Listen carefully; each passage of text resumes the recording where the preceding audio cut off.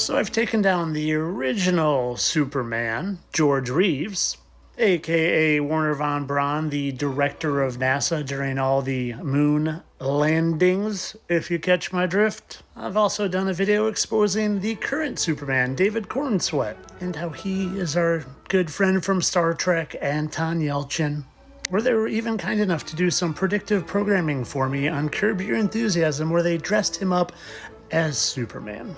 Thanks for that one, Larry.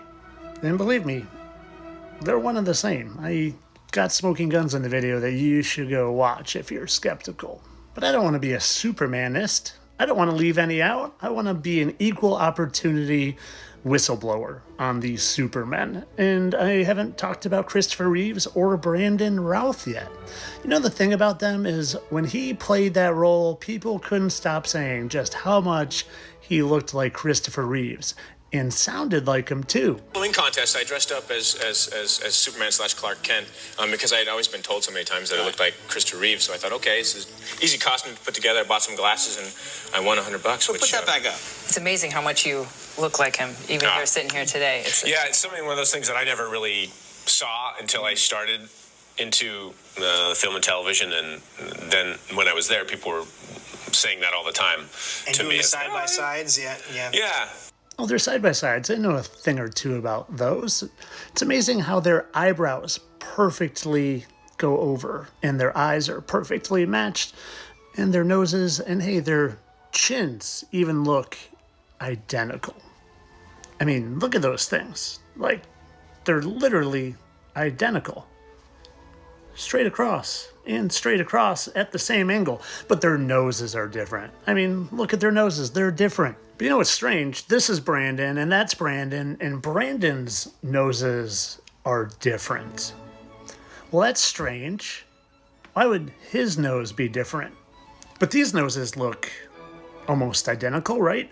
Oh, but that's Brandon Routh, and that's Christopher Reeves. Huh. Interesting. Even their hairline is like a perfect match. And again, their eyebrows, watch that, their eyebrows are perfect. And here, Christopher Reeves, Brandon Routh, their noses are again exact. What's going on?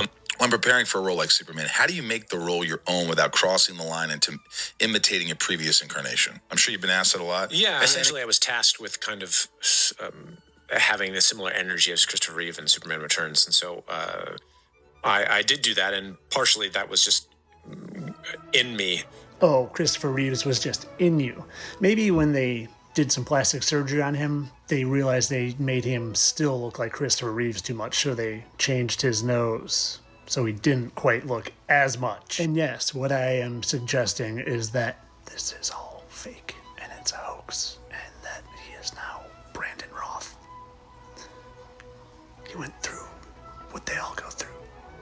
Their little med-bed procedures and plastic surgery, and voila. But the best part is I think he took his wife with him, which a lot of them do. So Christopher Reeves' wife right here, and Brandon's wife right here. I remembered her from Dexter, the season with Trinity. And you don't see it now. I mean, I don't even see it now. But how about now? I mean, just a little cosmetic procedure there. I mean, they got the exact same pursed lips and noses, and I wonder if we can find that. Oh, and would you look at that? Their symmetry is so perfect. And like I said, perfect symmetry, almost exact noses, same little lip face. And let's see. You think it's there? You know it's there. You know it's there. Look at a scar right there. Right there. Hello. Hello. Yeah, they do this. They do. And I'm going to show you with Christopher too. Brandon. And we're looking here at our trifecta. A little trifecta of dots there.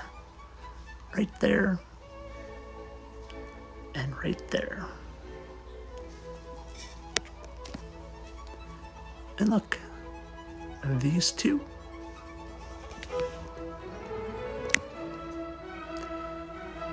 and these two.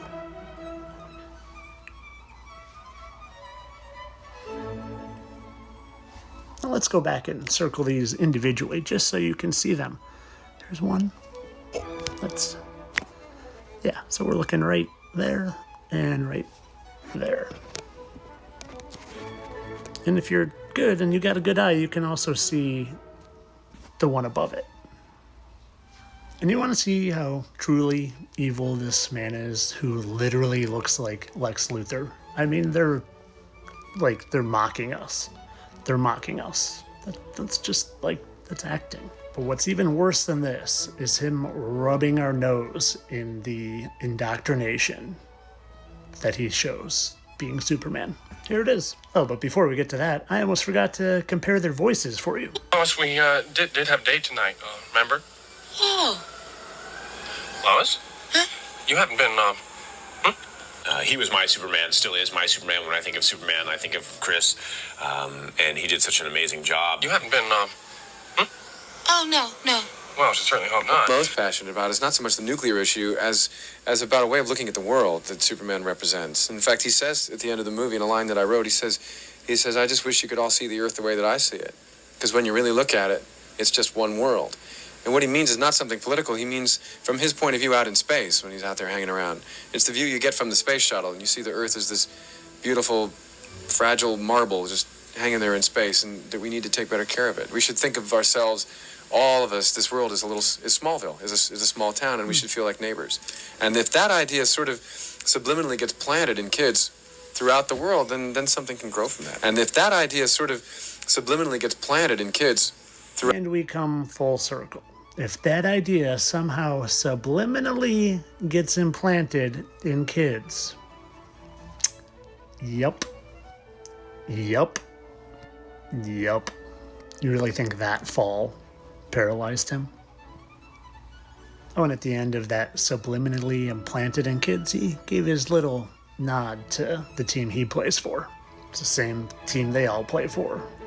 The one that starts with S. And if you think S stands for Superman, and Kal-El just coincidentally sounds like Hal-El, another name for Lucifer, well, then this has been all for entertainment purposes, as all my videos exposing all of their evil and all of their lies and all of their deception disguised as an angel of light. Entertainment only.